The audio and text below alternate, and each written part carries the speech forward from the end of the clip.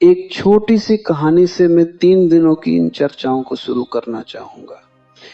एक व्यक्ति बहुत विस्मरणशील था, छोटी छोटी बातें भी भूल जाता। बड़ी कठिनाई थी उसके जीवन में, कुछ भी स्मरण रखना उसे कठिन था।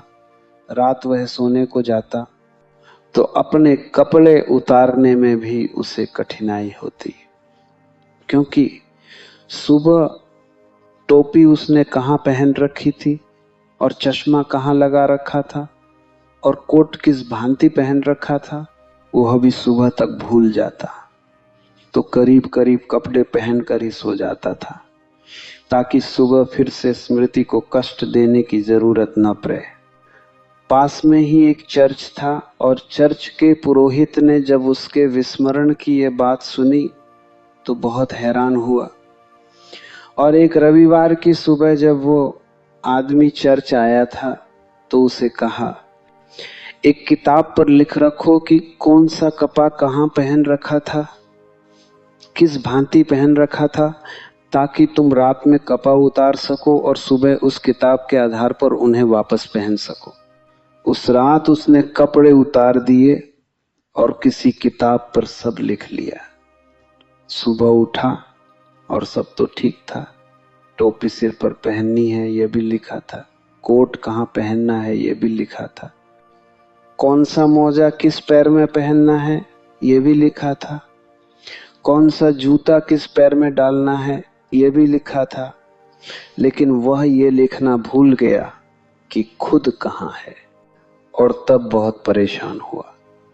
सब चीजें तो ठीक थी और सब चीजें कहाँ पहननी है यह भी ज्ञात था, लेकिन मैं कहाँ हूं ये वह रात लिखना भूल गया था।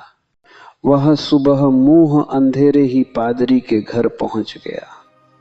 नग्न था बिल्कुल।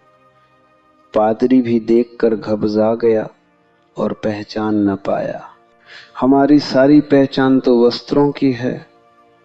नग्न व्यक्ति को देखकर शायद हम भी न पहचान पाए कि वह कौन है। पादरी बहुत हैरान हुआ। उसने पूछा, आप कौन हैं और कैसे आए? उस व्यक्ति ने कहा, यही तो पूछने मैं भी आया हूं कि मैं कौन हूं और कहां हूं, क्योंकि बाकी सारे वस्त्र तो ठीक हैं, लेकिन रात में ये लिखना भूल गया। अपने बाबत लिखना भूल गया। पता नहीं उस धर्म पुरोहित ने क्या उसे कहा, उससे कोई संबंध भी नहीं। लेकिन इस कहानी से मैं इसलिए इन 3 दिनों की चर्चाओं को शुरू करना चाहता हूं, क्योंकि करीब करीब इसी हालत में हम सारे लोग हैं। हमें ज्ञात हैं बहुत सी बातें, जीवन का सब कुछ ज्ञात है, सिर्फ एक तथ्य को छोड़कर कि हम कहां हैं और कौन है, मैं कौन हूं, इसका हमें कोई भी स्मरण नहीं है। और उस व्यक्ति के साथ तो बात ठीक भी थी, क्योंकि वह और सब बातें भी भूल जाता था। इसीलिए ये बहुत स्वाभाविक मालूम होता है कि अपने को भी भूल जाए। लेकिन हमारे साथ बड़ी मुश्किल है, हमें और सब बातें तो याद हैं, ये हमें याद नहीं कि हम कौन हैं और कहां हैं। इसलिए उस पर हंसना उतना उचित नहीं है जितना अपने पर हंसना उचित होगा। विस्मरण उसकी आदत थी, विस्मरण हमारी आदत नहीं है। और सब कुछ हमें स्मरण है, सिर्फ एक बात स्मरण नहीं है। इसलिए हम कपड़े भी ठीक से पहन लेते हैं और जूते भी, और घर भी ठीक से बसा लेते हैं, लेकिन जीवन हमारा ठीक नहीं हो पाता है। जीवन हमारा ठीक होगा भी नहीं। जो केंद्रीय है जीवन में, उसकी हमें कोई स्मृति नहीं है।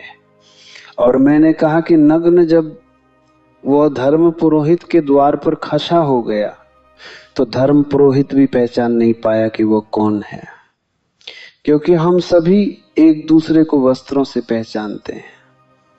यहां हम इतने लोग आए हैं, अगर निर्वस्त्र आ जाएं तो कोई किसी को पहचान भी नहीं सकेगा कि कौन कौन है। लेकिन ये तो ठीक भी है कि हम दूसरों को वस्त्रों से पहचाने, बजे मजे।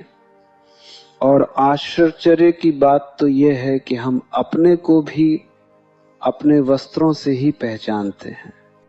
अपनी आत्मा का तो हमें कोई स्मरण नहीं, अपने स्वरूप का तो हमें कोई बोध नहीं, तो अपने वस्त्रों, और बहुत प्रकार के वस्त्र हैं। वस्त्र हम जो पहने हुए हैं वे धन के, पदवियों के, पदों के, सामाजिक प्रतिष्ठा के, अहंकार के, उपाधियों के, वे सारे वस्त्र हैं और उनसे ही हम अपने को भी पहचानते हैं। वस्त्रों से जो अपने को पहचानता है उसका जीवन यदि अंधकारपूर्ण हो जाए, यदि उसका जीवन दुख से भर जाए, पीड़ा और विपन्नता से, तो आश्चर्य नहीं है, क्योंकि वस्त्र हमारे प्राण नहीं है, वस्त्र हमारी आत्मा नहीं है। लेकिन हम अपने को अपने वस्त्रों से ही जानते हैं, उससे गहरी हमारी कोई पहुंच नहीं है।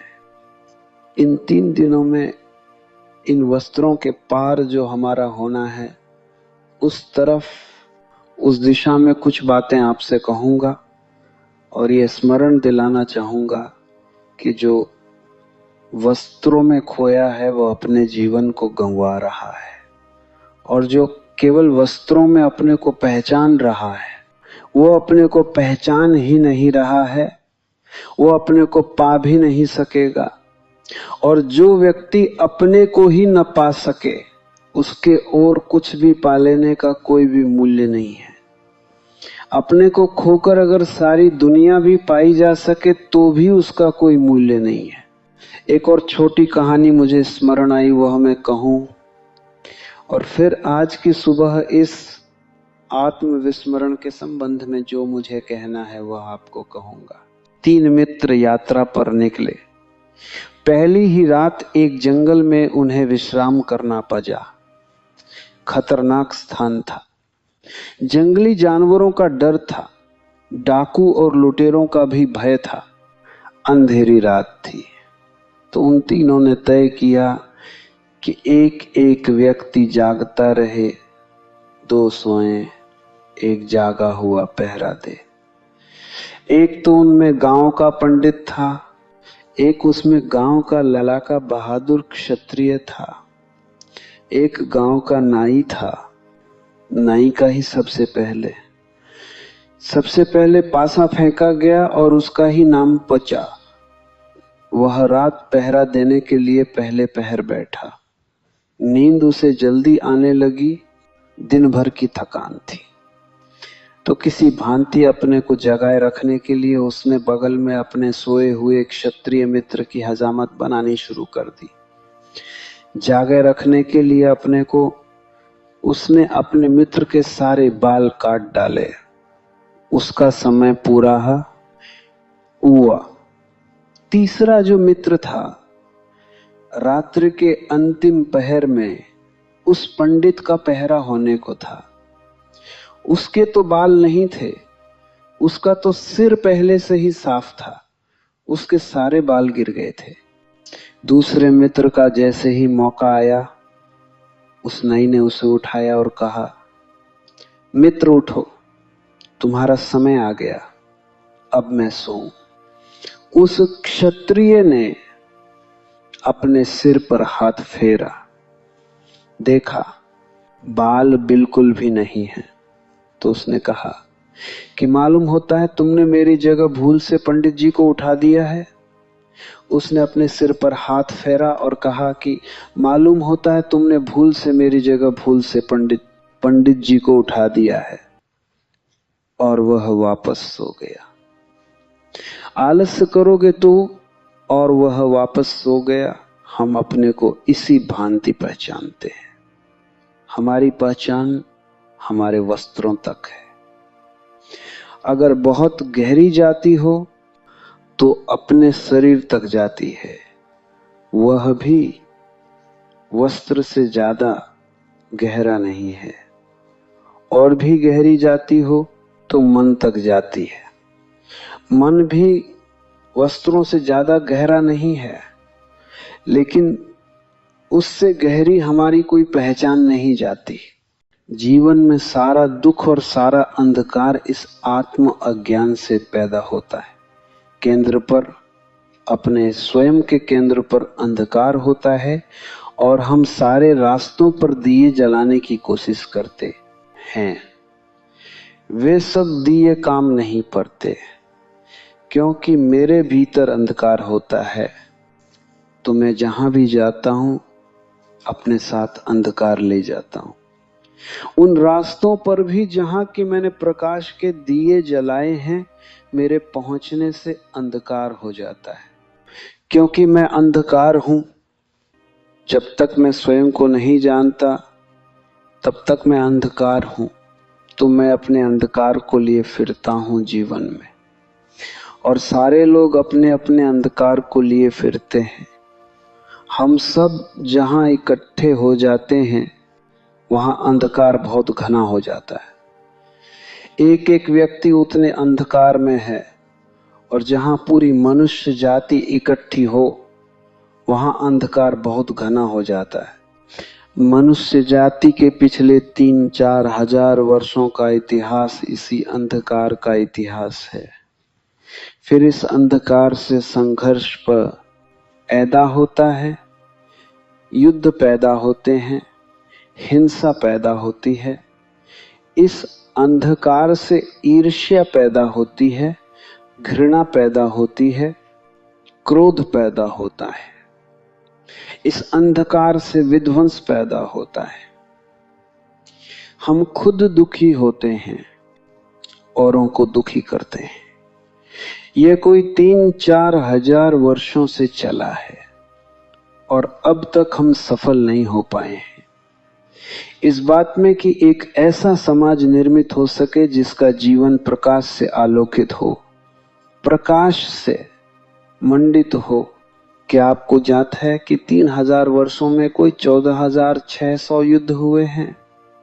केवल 3000 वर्षों में 14,600 युद्ध, कोई 15,000 युद्ध, प्रतिवर्ष 5 युद्ध। हम शायद लौटे ही रहे हैं, हमने कुछ और नहीं किया।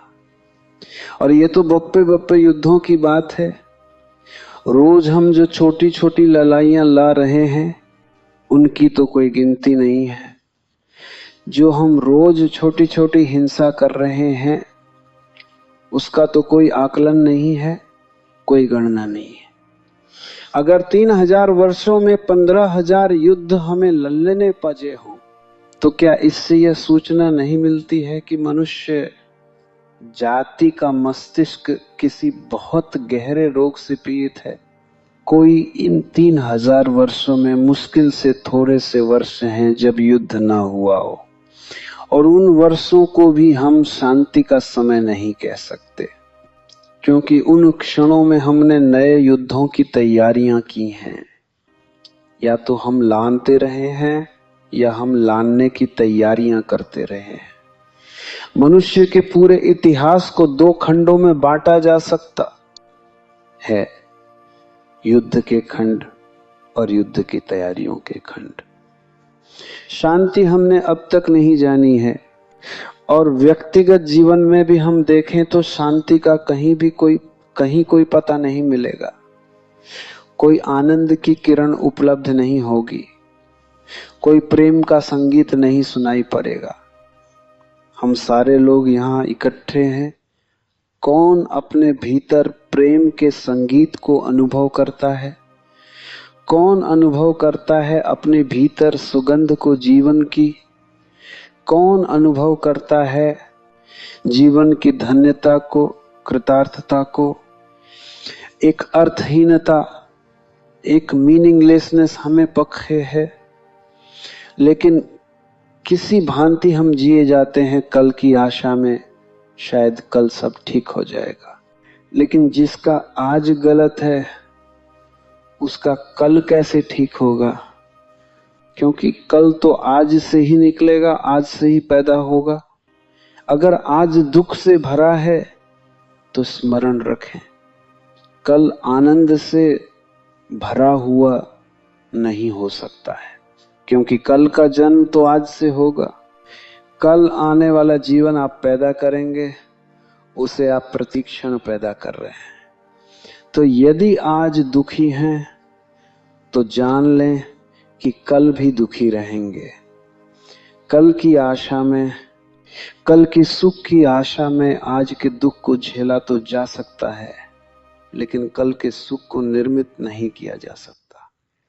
कल के आनंद की कल्पना में आज की पीड़ा को सहा जा सकता है, लेकिन कल के आनंद को पैदा नहीं किया जा सकता। इसलिए आनंद है केवल आशा और जीवन है दुख, ऐसा हमारे सबके अनुभव में है। ये कोई सिद्धांत की बात नहीं है। जो भी अपने जीवन को थोड़ा सा खोलकर देखेगा उसे ये दिखाई पड़ेगा। ये सीधे तथ्य हैं। जीवन के संबंध में पहला तथ्य यही है कि जिस भांति हम उसे जी रहे हैं, उस भांति कहीं कोई आनंद का फूल उसमें नहीं लगता है और न लग सकता है। इसलिए कल की आशा पर कि कल ठीक हो जाएगा, कल आने वाले वर्ष या आने वाली जिंदगी में, परलोक में, पुनर्जन्म में सब ठीक हो जाएगा। यह सब कल की आशा का विस्तार है। कोई सोचता हो कि इस जन्म के बाद अगले जन्म में सब ठीक हो जाएगा, वह उसी तरह की भ्रांति में है जिस तरह की भ्रांति में जो सोचता है आज दुख है, कल शांति, कल सुख हो जाएगा। कोई सोचता हो मोक्ष में सब ठीक हो जाएगा तो भ्रांति में है, क्योंकि कल मुझसे पैदा होगा।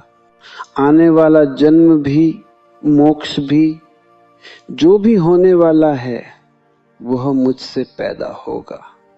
और अगर मेरा आज अंधकार पूर्ण है तो कल मेरा प्रकाशित नहीं हो सकता।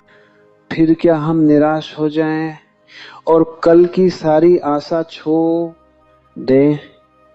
मैं आपसे कहता हूं, निश्चित ही कल के प्रति कोई आशा रखने का कारण नहीं है, लेकिन इससे निराश होने का भी कोई कारण नहीं है।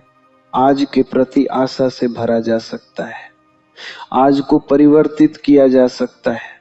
मैं जो हूं उस होने में क्रांति लाई जा सकती है। मैं कल क्या होऊंगा इसके द्वारा नहीं, बल्कि जो मैं अभी हूं उसके ज्ञान, उसके बोध, उसके प्रति जागरण से, उसे जान लेने से आत्मस्मृति से क्रांति उत्पन्न हो सकती है।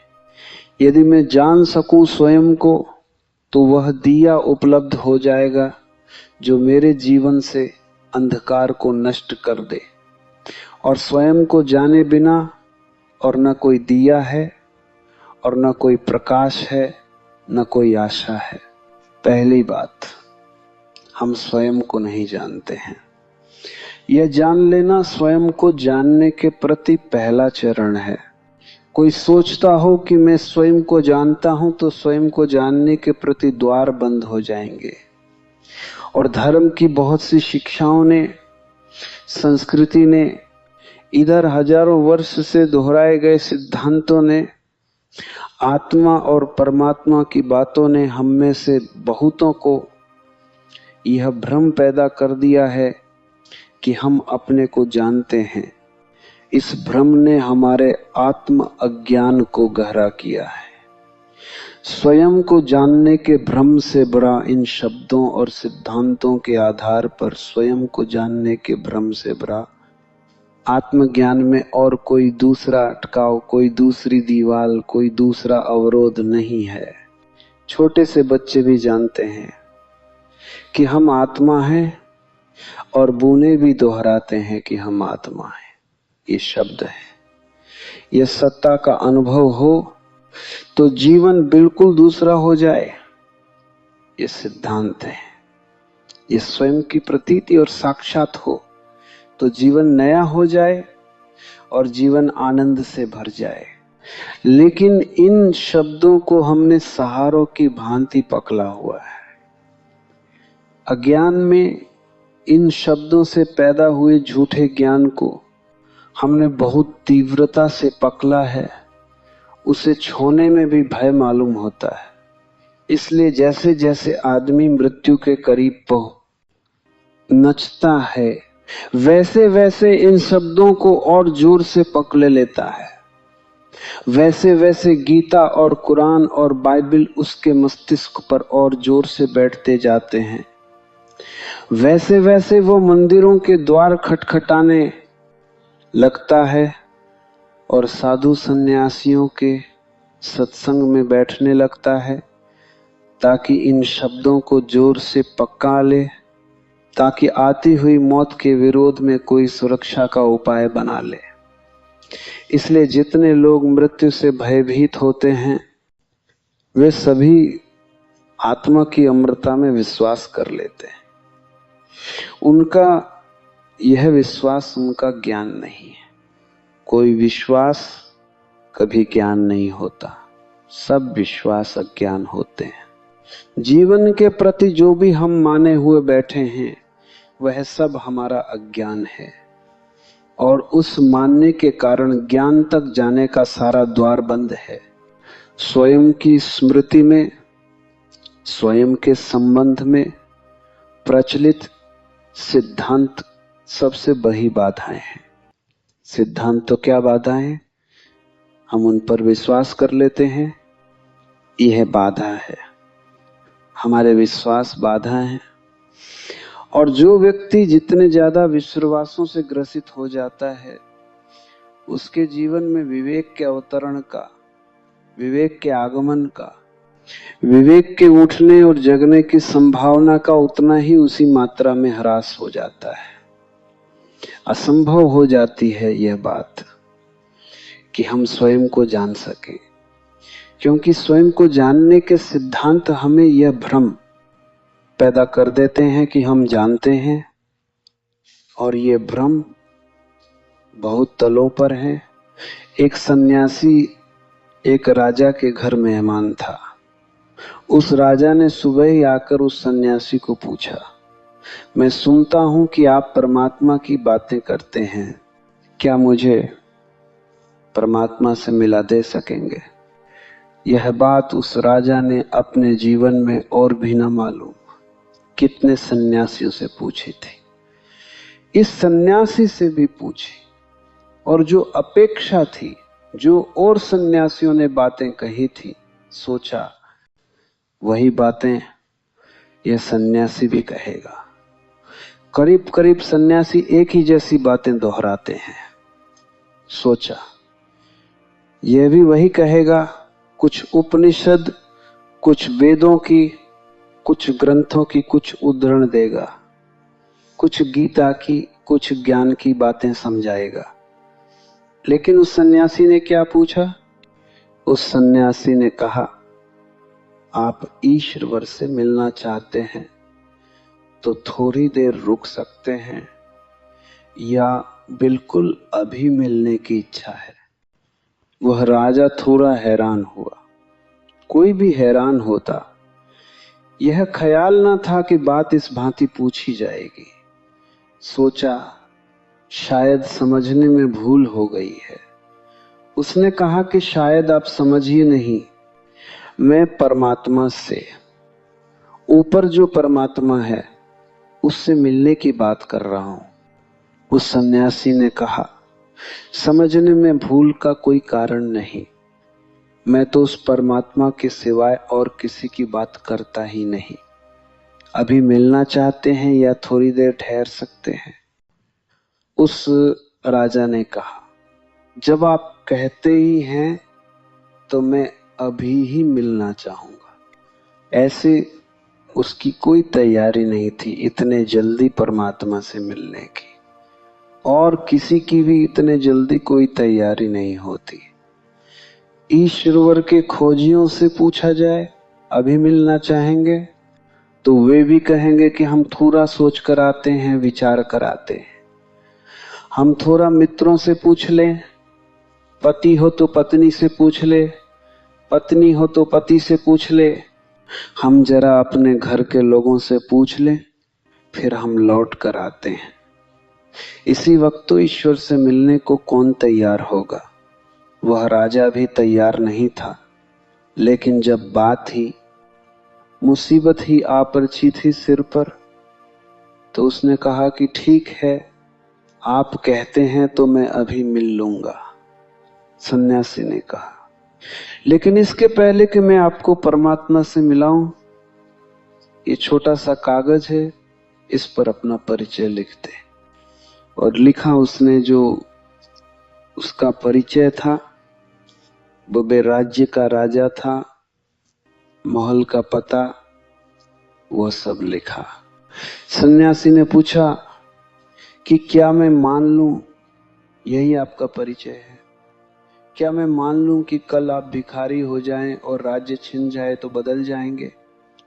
उस राजा ने कहा कि नहीं, राज्य छिन जाए तो भी मैं ही रहूंगा।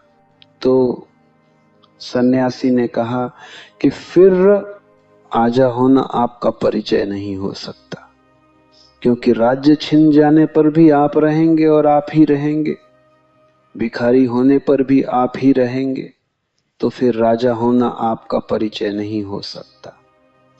और यह जो नाम लिखा है, माँ बाप दूसरा नाम भी दे सकते थे, और आप भी चाहें तो दूसरा नाम रख ले सकते हैं, उससे भी बदल नहीं जाएंगे। उस राजा ने कहा, नाम से क्या फर्क पड़ता है, मैं रहूंगा, नाम कोई भी हो। तो सन्यासी ने कहा, इसका अर्थ हुआ कि आपका कोई नाम नहीं है। नाम केवल काम चलाऊ बात है, कोई भी नाम काम दे सकता है, इसलिए नाम भी आपका परिचय नहीं है।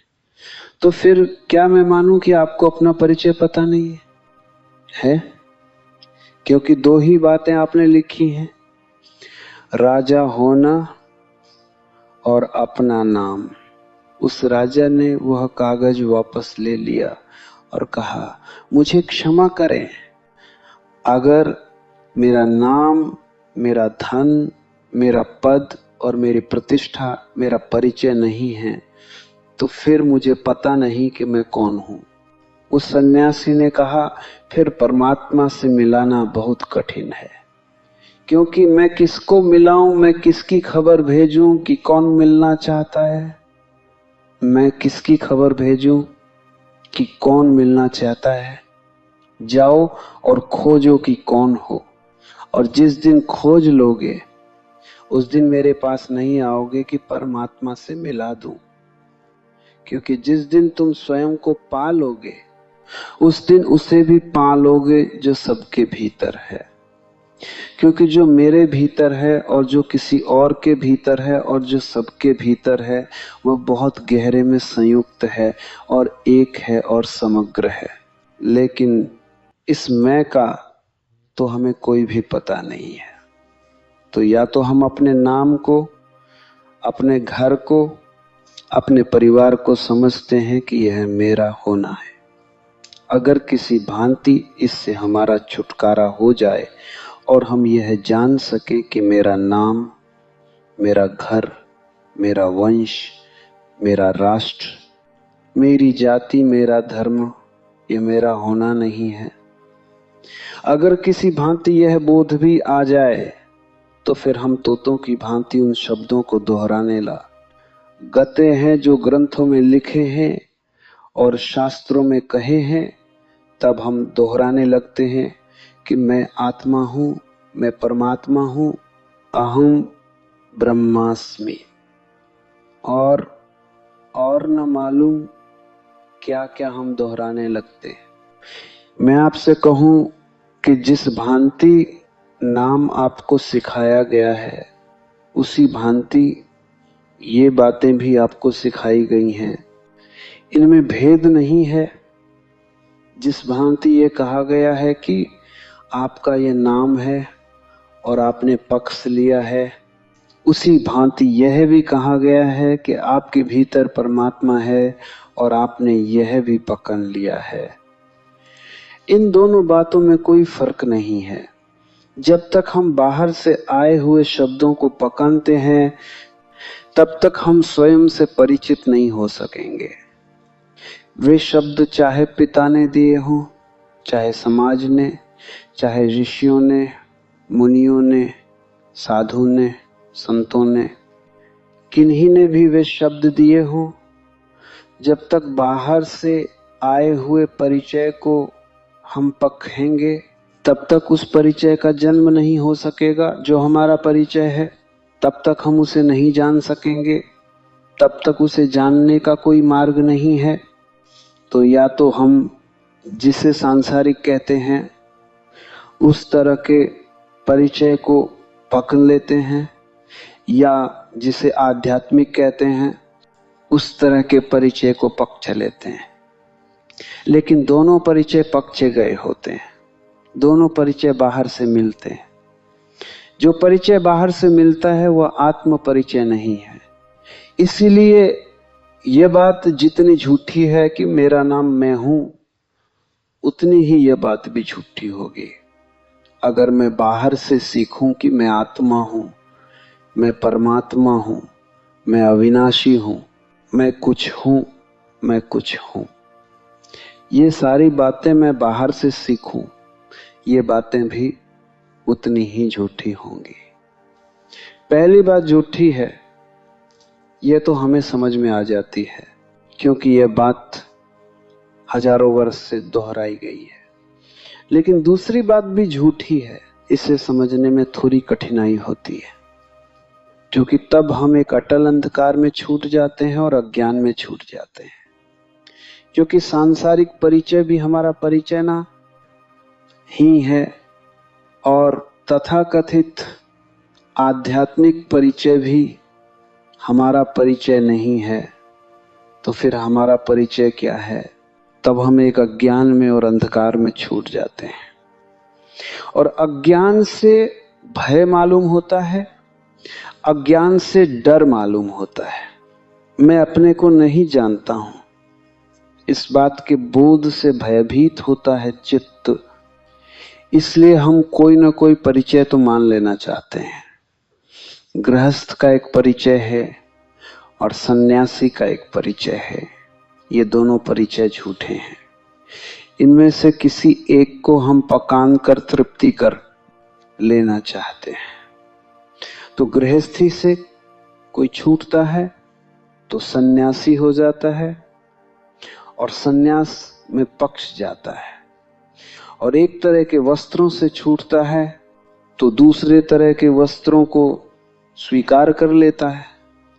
और एक तरह के नाम से छूटता है तो दूसरा नाम ग्रहण कर लेता है। सन्यासी का नाम बदल देते हैं हम, दूसरा नाम दे देते हैं उसे। कपड़े बदल देते हैं, दूसरे वस्त्र दे देते हैं उसे। उसका ढंग बदल देते हैं, दूसरा ढंग दे देते हैं उसे। लेकिन उस रिक्त स्थान में छूटने को कोई राजी नहीं है जहां हमारा कोई परिचय नहीं है, न सांसारिक और न आध्यात्मिक। उस खाली जगह में खजे होने को कोई राजी नहीं है जो उस खाली जगह में खां होने को राजी हो जाता है। वही केवल स्वयं को जान पाता है। जो अपने सब परिचय छोड़ देता है और अपरिचय में खां हो जाता है, जो अपने संबंध में सारे ज्ञान छोड़ देता है और अज्ञान में खचा हो जाता है, उसी अज्ञान में, उसी न जानने में, उसी नॉट नोइंग में, उस न जानने में, जब मुझे कुछ भी पता नहीं अपने बाबत और जो भी पता है उसे मैं छोड़ देता हूं, उसी स्थिति में, उसी क्रांति के क्षण में वह परिवर्तन घटित होता है जहां स्वयं के बोध का जन्म होता है। जब तक मैं किसी भी परिचय को पकड़ता हूं तब तक उस बोध के पैदा होने की भूमिका खजी नहीं होती। जब तक मैं कोई भी सहारा पकड़ता हूं तब तक उसके जगने का कोई कारण पैदा नहीं होता जो मेरे भीतर सोया है। जब मैं सब सहारा छोड़ देता हूं,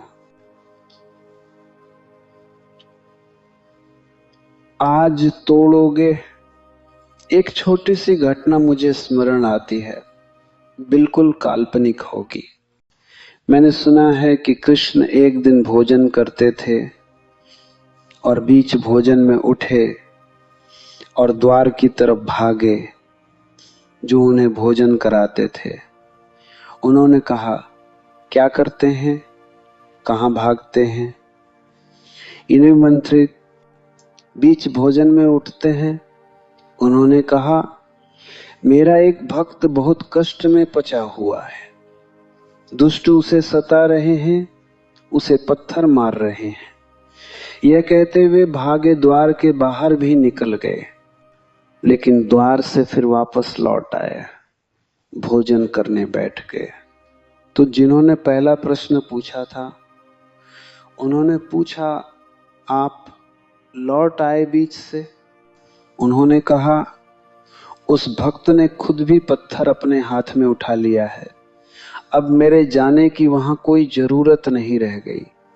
अभी लोग उसे मार रहे थे, वह निहत्था असहाय खजा हुआ झेल रहा था, मेरी जरूरत थी, अब उसने पत्थर खुद भी उठा लिए हैं, अब मेरी कोई भी जरूरत नहीं है। कहानी तो काल्पनिक ही होगी, लेकिन मनुष्य के जीवन में जो भी सोया है, चाहे उसे कोई नाम दें, सत्य कहें, आत्मा कहें, परमात्मा, या कोई और नाम दें, कृष्ण कहें, क्राइस्ट कहें, या कुछ और कहें, जो भी भीतर सोया है, जब तक आप बेसहारा नहीं हो जाएंगे तब तक उसके उठने के और जगने का कोई कारण नहीं है। जब तक आप कुछ पकड़ लेंगे तब तक वह सोया रहेगा, और जब आपकी कोई पकड़ नहीं होगी और हाथ खाली हो जाएंगे और आप बेसहारा खड़े हो जाएंगे, जब आपकी कोई सुरक्षा नहीं रह जाएगी, कोई सहारा नहीं रह जाएगा, कोई परिचय, कोई ज्ञान, और आप निपट अज्ञान में और बेसहारा खड़े होने का साहस करेंगे, उसी क्षण केवल वह जागता है जो हमारे भीतर सोया है। उसी क्षण वहां स्फुरना होती है, उसी क्षण वहां कोई बीज टूटता है और अंकुरित होता है, उसी क्षण वहां कोई अंधकार टूटता है, कोई ज्योति जागती है। उसके पहले नहीं, उसके पहले असंभव है, उसके पहले बिल्कुल असंभव है, क्योंकि उसके पहले हम कोई ना कोई पूरक, कोई ना कोई सब्स्टिट्यूट खोज लेते हैं। हम खोज लेते हैं उसे जो सोया है, उसे जागने का कोई कारण नहीं रह जाता। हम पत्थर उठा लेते हैं, फिर कठिनाई हो जाती है, और हम कोई ना कोई परिचय पकड़ लेते हैं, कोई ना कोई वस्त्र पकड़ लेते हैं, कोई ना कोई रूप, कोई ना कोई आकृति, कोई ना कोई नाम, कोई ना कोई शब्द, कोई ना कोई सिद्धांत पकड़ लेते हैं। अज्ञान ढंग जाता है और ज्ञान के जन्म का कोई कारण नहीं रह जाता। ज्ञान के आगमन के लिए पहला द्वार स्वयं के भीतर अपने समग्र अज्ञान की स्वीकृति है। तो आज की सुबह मैं आपको कहना चाहूंगा, ज्ञानी न बने, अपने अज्ञानी होने को जाने। ज्ञानी बनना बहुत आसान है, अपने अज्ञान को जानना और स्वीकार कर लेना बहुत दुस्साहस की बात है, क्योंकि ज्ञानी बनने में अहंकार की सहज तृप्ति होती है। अज्ञान को स्वीकार करने में अहंकार एकदम टूट कर दो टुकड़े हो जाता है, उसके क्षय होने की कोई जगह नहीं रह जाती। ज्ञानी होने में अहंकार की खूब तृप्ति है। तो पंडित जितना अहंकारी हो जाता है, उतना तो जगत में कोई अहंकारी नहीं होता। उपदेशक जितने अहंकार से भर जाते हैं, उतना तो कोई अहंकारी नहीं होता। जितना ये ज्ञान की बातें करने वाले लोग अहंकार से पीड़ित हो जाते हैं, उतना तो कोई और अहंकारी नहीं होता। ये जितना ज्यादा हमें ये ख्याल पैदा होता है कि कुछ शब्दों को इकट्ठा करके, कुछ विचारों को इकट्ठा करके हमने जान लिया, मैं जान गया हूं। जानते तो हम कुछ भी नहीं, हमारा मैं जरूर मजबूत होता है और भर जाता है, और फिर जिस चीज से भरने लगता है उसको हम इकट्ठा करने लगते हैं। कोई धन इकट्ठा करने लगता है, क्योंकि धन के इकट्ठे करने से अहंकार भरता हुआ मालूम पड़ता है। कोई भव्य महल बनाने लगता है, ताजमहल खई करने लगता है, कोई कुछ और करने लगता है, क्योंकि उससे अहंकार भरता है। कोई त्याग करने लगता है क्योंकि उससे अहंकार भरता है। और हमारा अहंकार बड़ा सूक्ष्म है, वह निरंतर अपने को भरने की कोशिश करता है। अगर त्याग को प्रशंसा मिलती हो, आदर होता हो, तो हम त्याग कर सकते हैं, उपवास कर सकते हैं, धूप में खड़े रह सकते हैं, सिर के बल खड़े रह सकते हैं, शरीर को सुखा सकते हैं। अगर चारों तरफ जय जयकार होता हो तो हम मरने को राजी हो सकते हैं, नहीं तो कोई शहीद।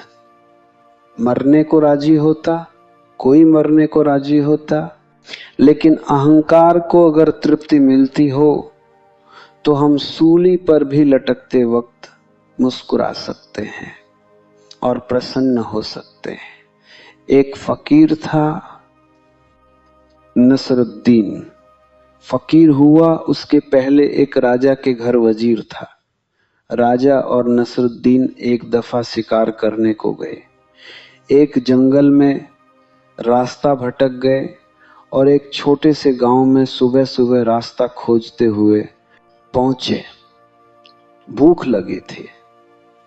एक घर में गए और उन्होंने नाश्ते के लिए प्रार्थना की। उस गरीब आदमी के पास 2-4 अंडे थे। उसने कुछ बनाया अंडों से और उन्हें भेंट किया। चलते वक्त राजा ने कहा, कितना पैसा हुआ? उस देश की मुद्रा में उस गरीब आदमी ने कहा, 50 रुपया। राजा बहुत हैरान हुआ। 2-4 अंडों की कीमत 2-4 पैसे भी नहीं थी, 50 रुपया। उसने वजीर नसरुद्दीन से पूछा, क्या बात है? Are eggs so rare in this part of the country? क्या इस हिस्से में अंडे इतने कम मिलते हैं? उस नसरुद्दीन ने कहा कि नहीं, eggs are not rare sir, but kings are. अंडे नहीं, अंडे तो बहुत मिलते हैं, अंडे कम नहीं मिलते। लेकिन इस हिस्से में राजा बहुत मुश्किल से मिलते हैं। वह राजा 50 रुपया देने की कल्पना भी नहीं करता था, लेकिन जैसे ही उसे पता चला राजा बहुत मुश्किल से मिलते हैं, उसने 50 रुपये दिए और 50 रुपये इनाम दिए नसरुद्दीन को कि तुमने एक बहुत अद्भुत बात कही। 50 रुपये अंडे के भी चुकाए और 50 रुपये इनाम भी दिए। क्यों? बड़ी तृप्ति हुई। राजा बहुत मुश्किल से मिलते हैं। ये जो हमारी अस्मिता है, रोज रोज इस बात की तृप्ति खोजती रहती है। जिस चीज से आप न्यून होते जाते हैं वही चीज आपके अहंकार की तृप्ति करने लगती है।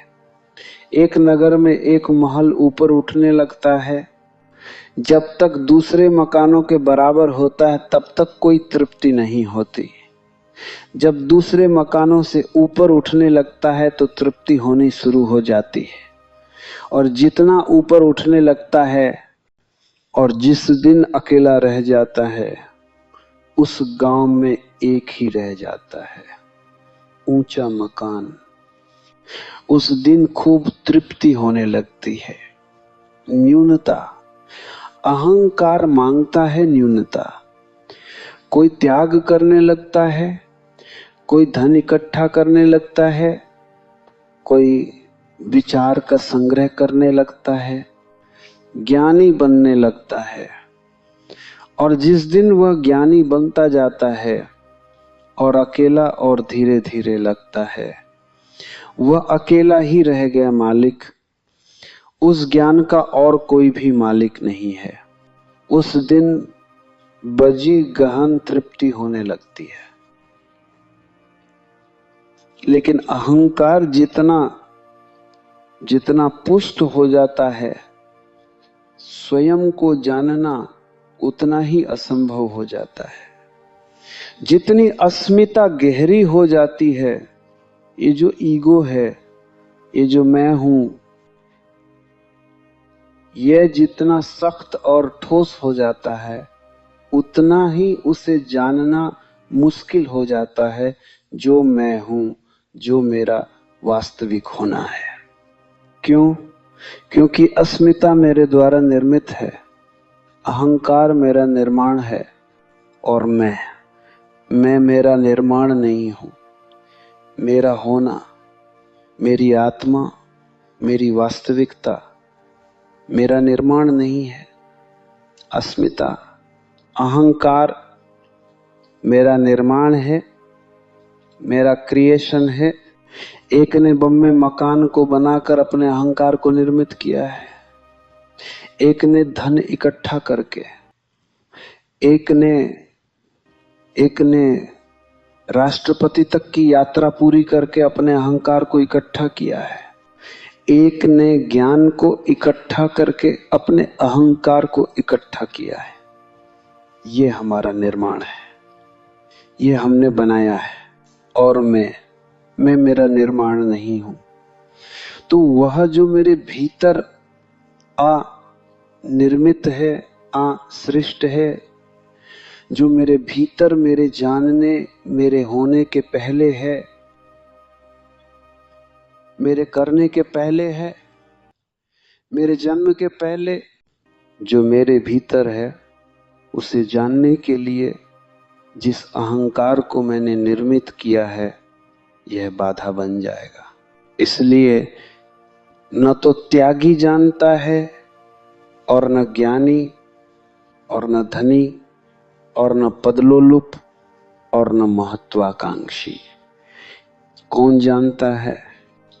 जानने के द्वार पर पहली तो बात यही है कि वह जान पाता है जो सब भांति नहीं जानता। इसकी स्वीकृति को उपलब्ध होता है। इस स्वीकृति को जानते ही, पहचानते ही कि मैं नहीं जानता हूं, और कोई पकड़ने का ख्याल नहीं रह जाता, मैं खाली हाथ खसा रह जाता हूं, खाली हाथ खसा रह जाता हूं, खाली मन। मैं आपसे पूछूं, आपका नाम क्या है? आप बहुत जल्दी उत्तर दे देते हैं कि मेरा नाम राम है, विष्णु है, या कुछ और है। क्यों? इतने विश्वस्त हैं कि यह आपका नाम है। कभी सोचा, कभी विचारा कि मैं यह क्या कह रहा हूं? एक जल्दी से नाम निकल आता है, हम नाम उत्तर दे देते हैं, उत्तर दे देते हैं, बात खत्म हो जाती है। कभी थोड़ी देर ठहर जाएं और सोचें, मेरा नाम है कुछ, तो शायद भीतर एक सन्नाटा हो जाए, एक साइलेंस हो जाए, एक मौन हो जाए। कोई नाम खोजे से न मिले तो एक मौन पैदा हो जाए। हम कोई किसी से प्रश्न पूछते हैं, उसे मालूम होता है तो शीघ्र उत्तर दे देता है। मालूम होने का मतलब, अगर उसकी स्मृति में कुछ होता है तो उत्तर दे देता है। मैं पूछूं, 2 और 2 कितने होते हैं? आप कह देते हैं 4, क्योंकि आपकी स्मृति ने सीख रखा है 2 और 2 4 होते हैं। पूछा, उत्तर दे दिया। मैं आपसे पूछूं, भीतर कौन है? आप कह दें आत्मा। यह भी स्मृति ने सीख रखा है। 2 और 2 4 वाला उत्तर है, दे दिया गया। लेकिन स्मृति ज्ञान नहीं है। तो स्वयं की खोज में पूछते वक्त कि मैं कौन हूं, उत्तर की अपेक्षा न करें, क्योंकि जो भी उत्तर आएगा वह स्मृति से आएगा, झूठा होगा, सीखा हुआ होगा। सब सीखी हुई बातें झूठी होती हैं, ज्ञान नहीं बनती हैं। कुछ भी सीखा हुआ ज्ञान नहीं बनता है। जीवन में जो क्षुद्र है वह सीखा जा सकता है, क्योंकि वह बाहर है। जीवन में जो विराट है वह सीखा नहीं जा सकता, क्योंकि वह भीतर है। जो भीतर है उसे बाहर से नहीं सीखा जा सकता। उसे जाना जा सकता है, उसे उघाड़ा जा सकता है, उसे डिस्कवर किया जा सकता है, उसे पहचाना जा सकता है, लेकिन सीखा नहीं जा सकता। उसे जाना जा सकता है, लेकिन याद नहीं किया जा सकता। तो जब भी प्रश्न पूछें कि मैं कौन हूं, और वह मनुष्य कभी धार्मिक न हो पाएगा जिसने अपने से यह न पूछा हो कि मैं कौन हूं, और वह मनुष्य कभी सत्य को न जान पाएगा और कभी आनंद को भी उपलब्ध न हो पाएगा जिसने अपने प्राणों की सारी गहराई में न पूछा हो कि मैं कौन हूं। और अगर कोई भी उत्तर आता हो तो उत्तर को इनकार करते हैं, क्योंकि उत्तर सीखा हुआ होगा, स्मृति से आया हुआ होगा। और स्मृति तो केवल वही जानती है जो सीख लिया गया है। स्मृति उसे नहीं जानती जिसे हम नहीं जानते। जो अज्ञात है, अननोन है, जो अभी अपरिचित है, उसे स्मृति नहीं जानती है। स्मृति तो जो सीख लिया गया उसका संग्रह है। स्मृति के उत्तर को इनकार करें। स्मृति कहे विष्णु हो तो उसे जाने दें, उसे प्रियजना। स्मृति कहे आत्मा हो, उसे जाने दें, उसे प्रयच्छेनो। स्मृति कहे परमात्मा हो, स्मृति कहे कुछ भी नहीं, केवल पदार्थ हो। अगर नास्तिक घर में पले तो स्मृति कहेगी कुछ भी नहीं है, केवल शरीर हो। अगर धार्मिक घर में पले, स्मृति कहेगी आत्मा हो, अजर अमर आत्मा हो। ये दोनों शिक्षाएं हैं, इनको छोड़ दे। नास्तिक को आस्तिक को जाने दे, ग्रंथों से आए हुए उत्तर को जाने दे। फिर क्या होगा? जब कोई उत्तर ना आएगा तो क्या होगा? जब किसी उत्तर की स्वीकृति ना होगी तो क्या होगा?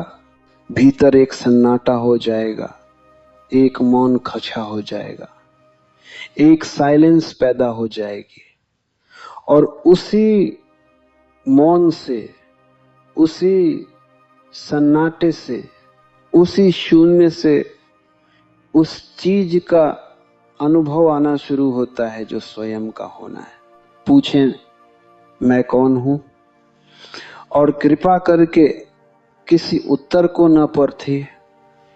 पूछें मैं कौन हूं, एक और प्रश्न ही रह जाने दे। उत्तर नहीं, और प्रश्न को ही गूंजने दे, और प्रश्न को ही प्राणों में छाने दे, और प्रश्न को ही उतरने दें गहरा, और कोई उत्तर न पखें, क्योंकि सभी उत्तर सीखे हुए होंगे। कोई उत्तर हिंदू का, मुसलमान का, जैन का न पखें, सब उत्तर सीखे हुए होंगे। प्रश्न रह जाए मां, ऐ कौन हूं, तीर की भांति प्राणों को छेदता हुआ।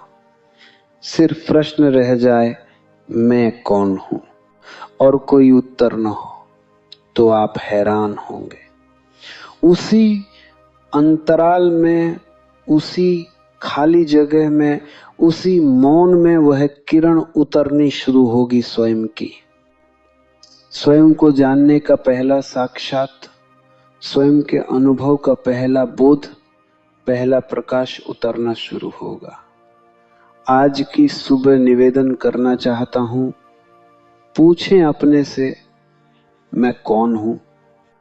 और किसी उत्तर को स्वीकार न करें जो बाहर से आया हुआ हो। किसी उत्तर को स्वीकार न करें, चाहे वह किसी भगवान के अवतार का उत्तर हो, चाहे किसी तीर्थंकर का, चाहे किसी ईश्वर पुत्र का, चाहे किसी पैगंबर का, चाहे किसी बुद्ध पुरुष का, किसी का भी उत्तर हो, उसे स्वीकार न करें।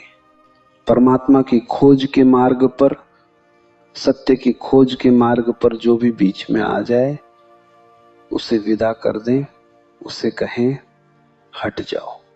चाहे वह तीर्थंकर हो, चाहे ईश्वर पुत्र हो, चाहे भगवान स्वयं हो, उसे कहें कि रास्ता छोड़ दो। मैं जानना चाहता हूं तो मुझे किसी के भी उत्तर को स्वीकार करने की कोई गुंजाइश नहीं है।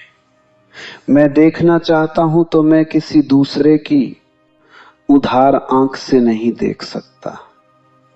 और मेरे प्राण स्पंदित होना चाहते हैं तो मेरा हृदय धड़केगा तो ही यह हो सकता है, किसी और के हृदय की धड़कन से यह नहीं हो सकता।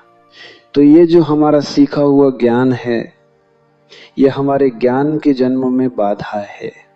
अज्ञान नहीं, झूठा ज्ञान, सीखा हुआ ज्ञान बाधा है, अज्ञान नहीं।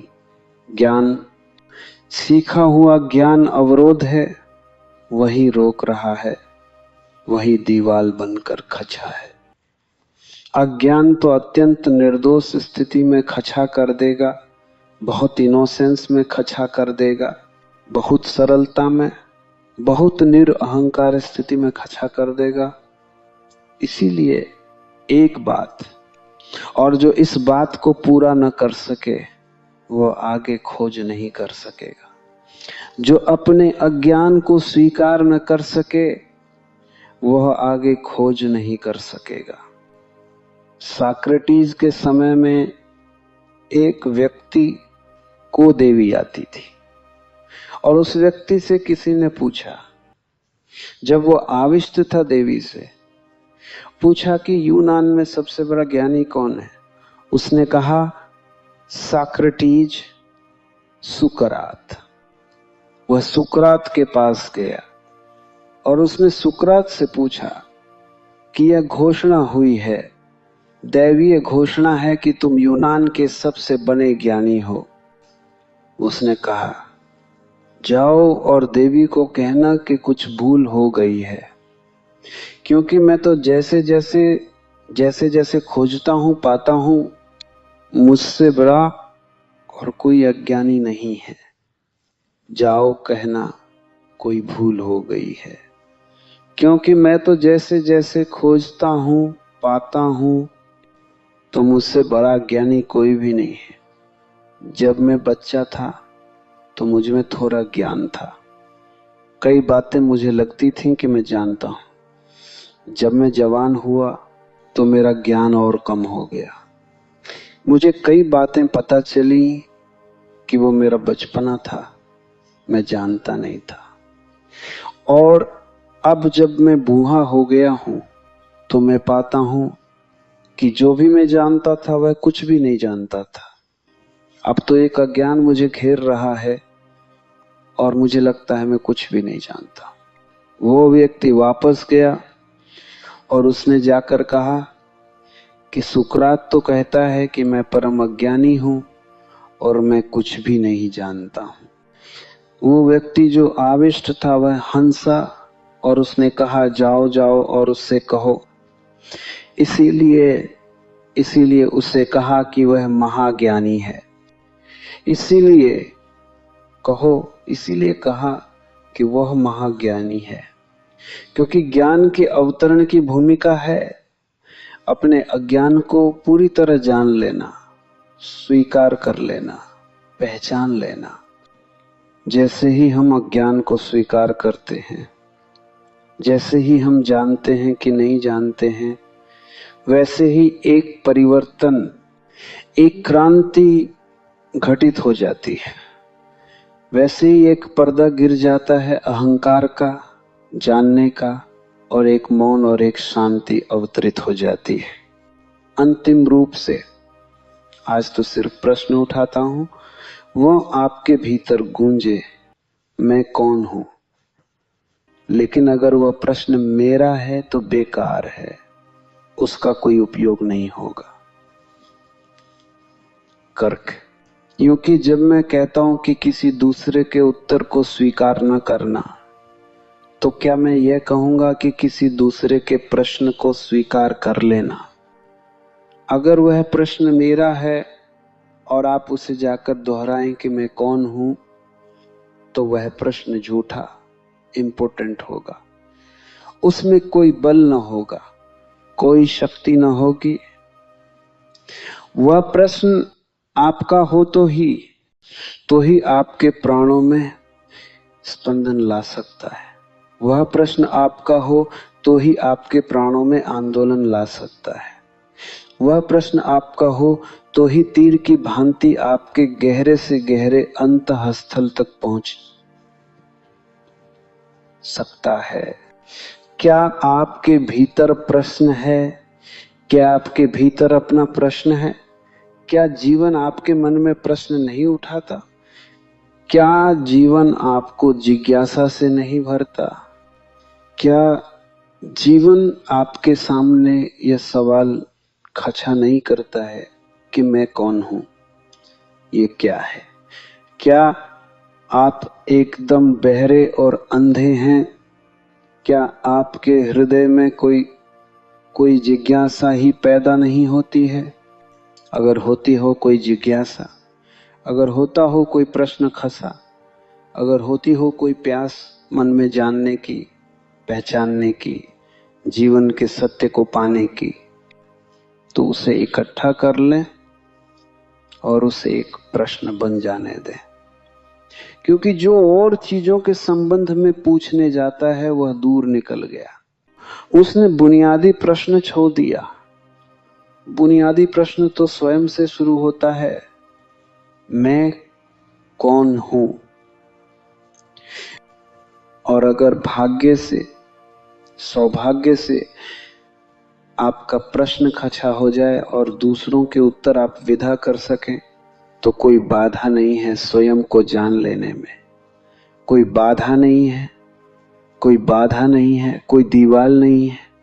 लेकिन बहुतों के मन में प्रश्न ही नहीं है, बहुतों के मन में जिज्ञासा नहीं है।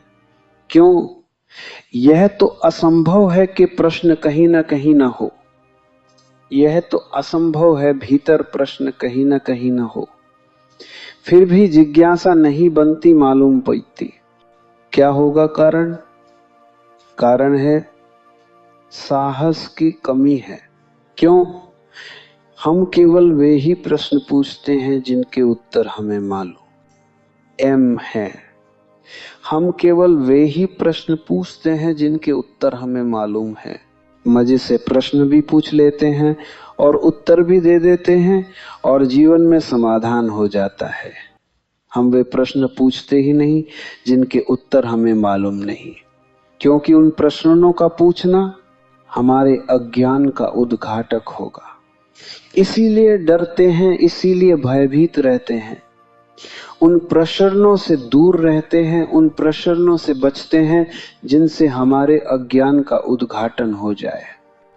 साहस चाहिए प्रश्न पूछने को, हिम्मत चाहिए। और हमारा तो उल्टा है हिसाब। जब साहस के और हिम्मत के दिन होते हैं तब तो हम कहते हैं यह धर्म की उम्र ही नहीं। जब बुढ़ापा आ जाए, मौत करीब आने लगे, तब फिर धर्म के दिन आते हैं। जितना साहस कम होता जाए और बल कम होता जाए और जितनी खोज की आकांक्षा कम होती जाए, हम समझते हैं कि तब धर्म के दिन आते हैं। मंदिरों में, चर्चों में बूझे लोग इकट्ठे हैं, जो या तो मर चुके हैं या मरने वाले हैं, वे लोग वहां इकट्ठे हैं। और धीरे धीरे यह ख्याल पैदा हो गया है कि वो इन्हीं लोगों का काम है। मैं आपसे निवेदन करता हूं, बूढ़ा मन तो कभी धर्म के सत्य को जान ही नहीं सकता। बूढ़ा आदमी नहीं कह रहा हूं, बूढ़ा मन तो कभी जान ही नहीं सकता। चाहिए युवा मन, चाहिए यंग माइंड, चाहिए बल से भरा हुआ मन, साहस से दूर की यात्रा करने का, अज्ञात की यात्रा करने का साहस हो तो प्रश्न खड़े हो जाएंगे। और तब वे ही प्रश्न खड़े होंगे जिनके उत्तर नहीं मालूम है। और जिन प्रश्नों के उत्तर नहीं मालूम है, अगर वे खाए हो जाएं तो जीवन में एक नए प्रभात की शुरुआत होती है, एक नया मंगल प्रारंभ होता है। उसकी तरफ आंखें उठनी शुरू होती हैं, जो सत्य है, सुंदर है, शिव है, उसकी तरफ जो परमात्मा है, उसकी तरफ जो हमारा वास्तविक होना है। और उसे जानकर जीवन का सारा दुख वैसे ही विसर्जित हो जाता है जैसे किसी अंधकारपूर्ण गृह में कोई दिया जला दे और सारा अंधकार विलीन हो जाए। कैसे यह दिया जल सकता है, उसकी चर्चा आने वाली चर्चाओं में मैं करूंगा। जो प्रश्न आपके हों और प्रश्न होने चाहिए, उनको संध्या उत्तर दूंगा आने वाले 2 दिनों में। लेकिन तभी आए जब आपको यह ख्याल स्पष्ट होने लगे कि आपका कोई प्रश्न भीतर जग रहा है। अन्यथा आने की कोई जरूरत नहीं है, कोई कारण नहीं है। अगर आपको लगे कि आपको यह एहसास होता है कि आप नहीं जानते हैं, तो आए, तो कुछ खोज हो सकती है, तो हम मिलकर कुछ यात्रा तय कर सकते हैं। तो कुछ मैं अपने हृदय की आपसे बातें कहूं, इसलिए नहीं कि आप उनको स्वीकार कर लें, इसलिए नहीं कि आप उन पर विश्वास कर लें। बात करूं इसलिए नहीं कि आप उनको अपनी मान्यता बना लें, इसलिए नहीं कि मेरी बातें आपका ज्ञान बन जाएं, नहीं बन सकती हैं और न उन्हें बनाने की जरूरत है। लेकिन इसलिए कि शायद यहां हम इकट्ठे हों और विचार करें और आपकी जिज्ञासा तीव्र हो जाए और आपकी प्यास गहरी हो जाए, और जिस प्यास से आप अपरिचित हैं उसका बोध हो जाए। शायद एक खोज का प्रारंभ हो जाए, शायद एक बीज आपके भीतर टूट जाए और एक अंकुर बनने लगे, शायद एक नया जीवन और एक नई गति और एक नए मनुष्य होने की शुरुआत हो जाए। इसलिए 3 दिन थोड़ी सी बातें मैं आपसे करूंगा। आज तो प्रश्न खड़ा करता हूं, उस प्रश्न को साथ लिए जाएं, रात उसे साथ लिए सो जाएं और थोड़ा प्रयोग करके देखें। उत्तर जो भी आता हो उसे बाहर हटा दें, उत्तर जो भी आता हो उसे इनकार कर दें और प्रश्न को गहरा होने दें। जहां आपने उत्तर पकड़ा, प्रश्न वहीं मर जाएगा। जहां आपने उत्तर पकड़ा, प्रश्न वहीं समाप्त हो जाएगा। तो अगर प्रश्न को गहरे जाने देना है तो उत्तर मत पकड़ना।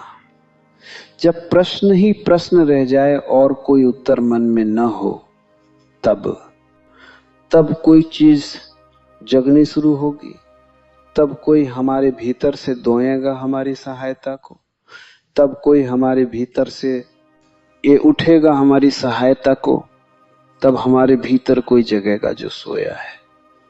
और वही आत्म परिचय बन जाता है, वही आत्मज्ञान बन जाता है। मैं कौन हूं? शोपनहार एक सुबह कोई 3 बजे रात जल्दी उठ गया और एक बगीचे में गया। बगीचे में था अंधेरा और शोपनहार था विचारक। एकांत पाकर जोर जोर से खुद से बातें करने लगा। कोई था नहीं, इसलिए कोई डर भी नहीं था। कोई होता है तो हम दूसरे से बातें करते हैं, कोई नहीं होता तो हम अपने से बातें करते हैं।